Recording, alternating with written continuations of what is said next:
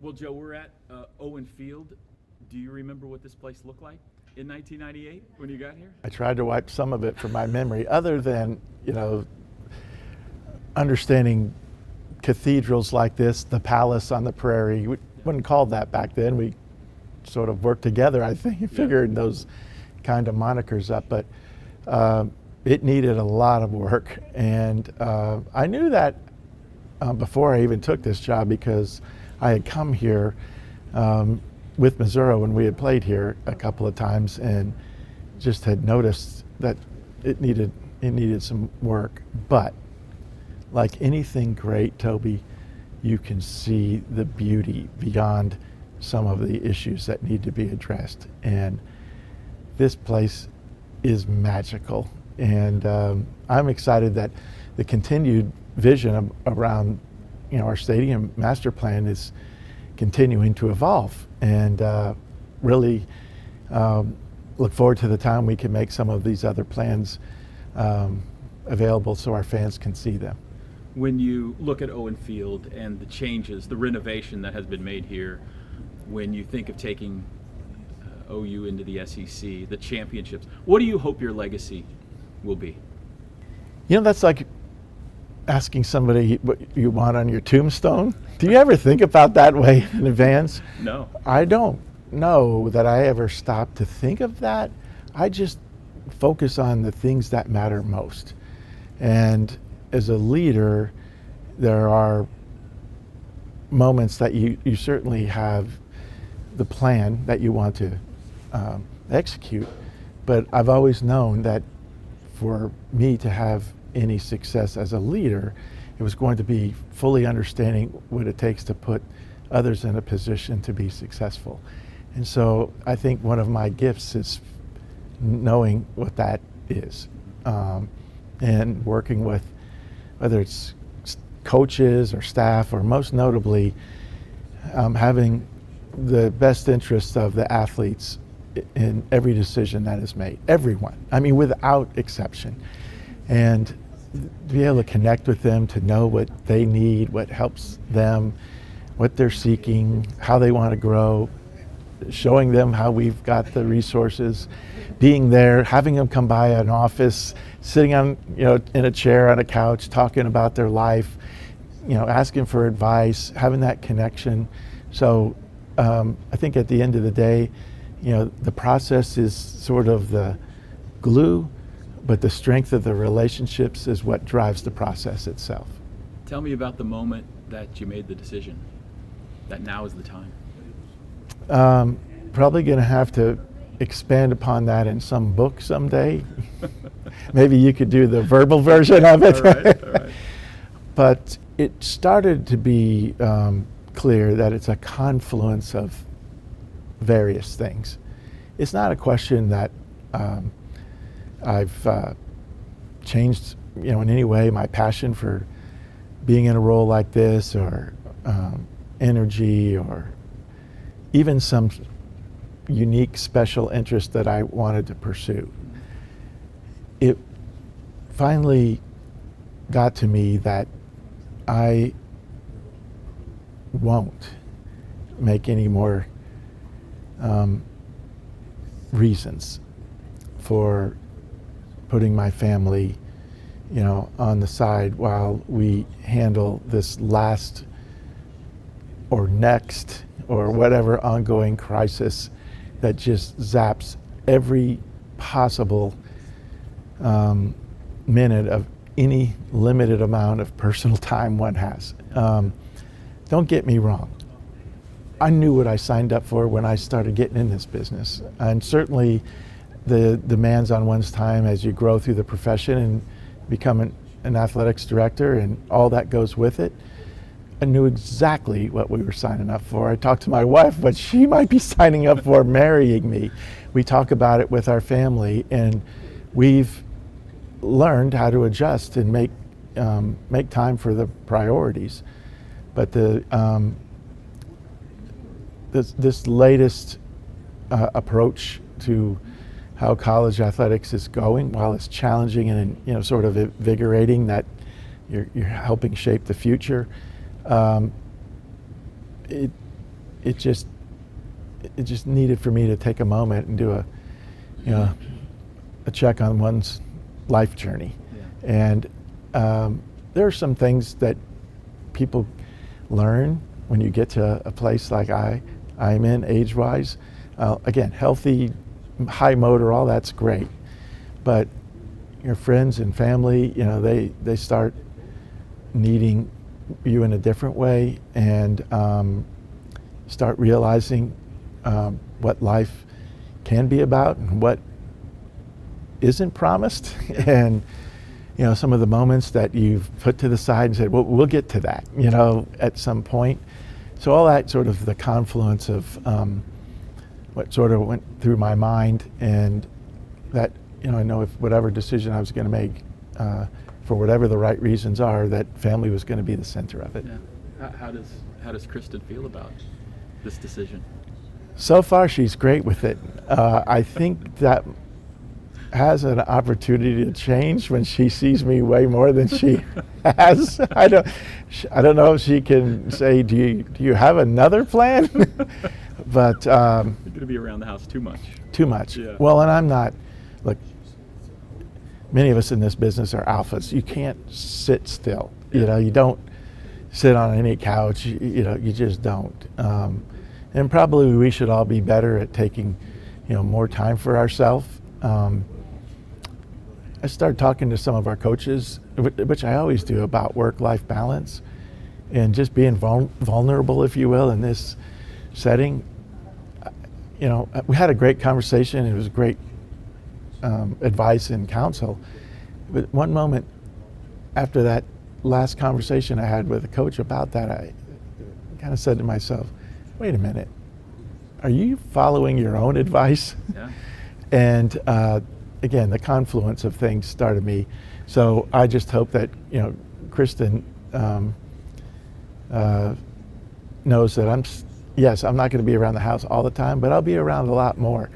It's not something that she's been used to, because I've been an athletics director the entirety of the 30 years we've been married. And so a lot of times in coaching or coming up through the business, a lot of people get married at some point earlier in their career to kind of know the step-by-step process of the ladder to get where one wants to be.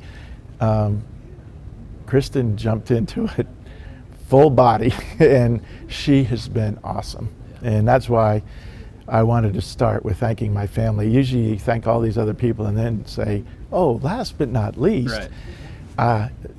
This is the most important, and the key reason for why I came to a conclusion that this, it's time. You know how the media and the fans are. As soon as we hear this, the immediate question is, all right, who's next? What is the skill set needed in 2025 and going forward to be an athletic director at a place like OU? Still need to be a visionary. You still have to have a strong set of core values. But your tactical approach, it needs to be different than where we have been. It doesn't mean everything is thrown out. It's not a throw the baby out with the bathwater, but you have a whole new set of circumstances that have to be understood and accommodated. And you have to do it in an environment that is still not yet fully defined and or structured. My background is Rev Gen. I can just tell you the last several years I spent a lot of time just raising money, generating revenue, trying to make sure that these separate parties who ran NIL tried to have the resources they needed. And that was a bit frustrating because of the rules, we weren't really able to control it like we wanted to. We had to rely on other people. And everybody did the best they could do under the circumstances, but now we have that control, to an extent anyway, and we are operating in a capped environment. And when you get into a capped environment, it sounds great until people realize that after the distribution, there's still the human nature element.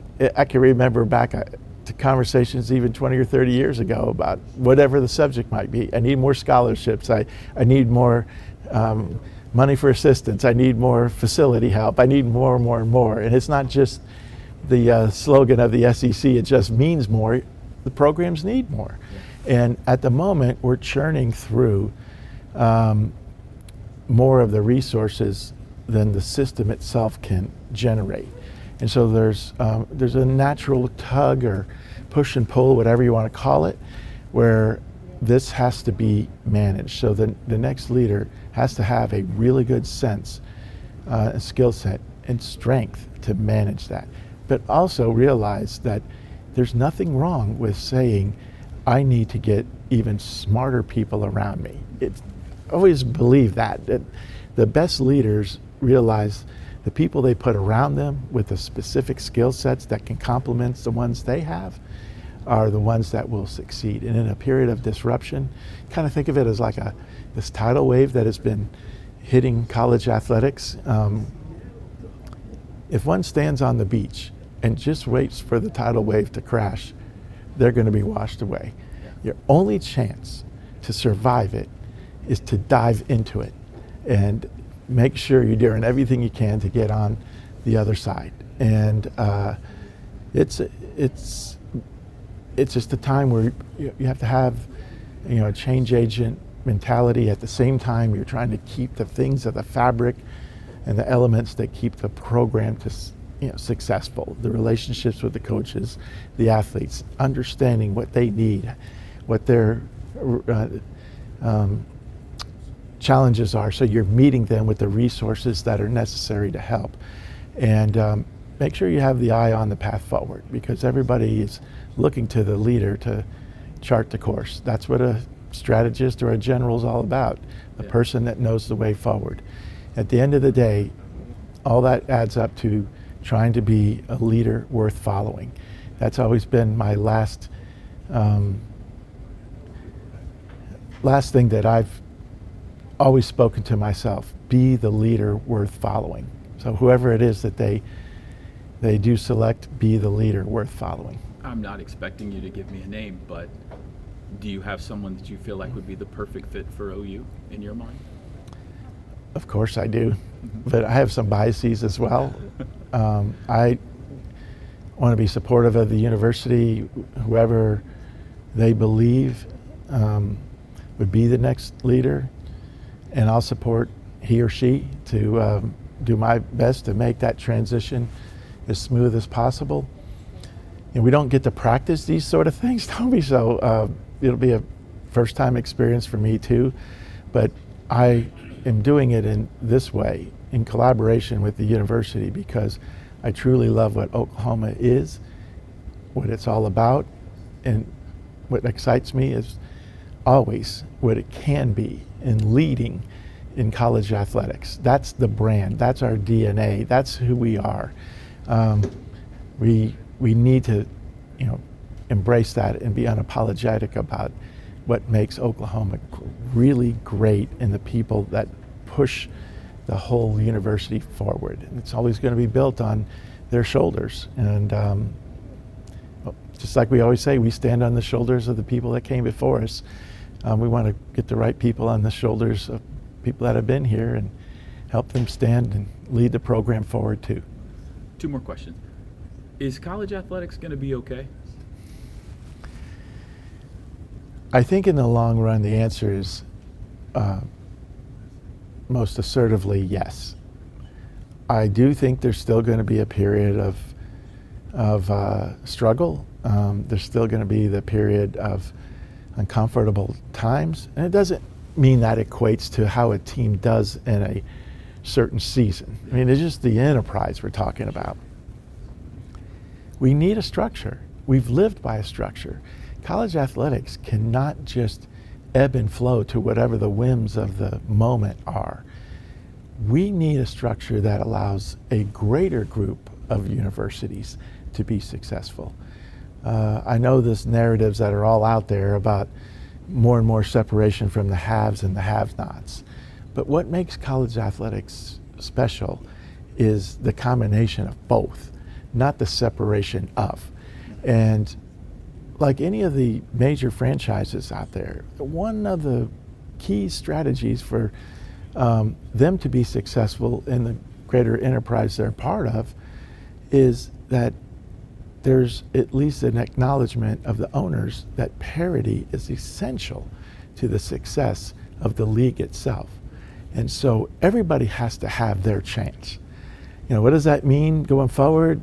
Is it a different kind of capped environment? Is it collectively bargained? Do we get there in a different way? Time will tell that. But if you're not working for the greater good of the people involved, you're working for a path of problems to develop. And that's tough, because we're all wanting to do what's best for our universities, but at some point, college athletics has to get the structure in place and then decide, how are we going to work for the greater good, that all of us have a chance to be successful in the environment that we put forward. And if you do that and you understand you're still part of college and you're still at a chance to help people grow and develop, and realize that unless these professional leagues expand by any number, it's still only 2 or 3% of them that are ever going to have the chance to succeed or thrive in a professional environment, or make the Olympics, or have a chance to use sports as a means to monetize their future. Then the rest of them are going to be transitioning into the livelihood they've chosen, and that's the other path we've got to be able to help effectuate positive experience. And I do believe we've got a coaching staff at Oklahoma that's second to none. They understand that. They understand the ability to, or the importance to build relationships, and they understand that I think, like we all talk about, that if we help athletes be successful, then we're all going to be successful. I said 2 more, but I think that's the perfect way to end it. Yeah, So, thanks. Thank you so much. You I appreciate it. That's fantastic.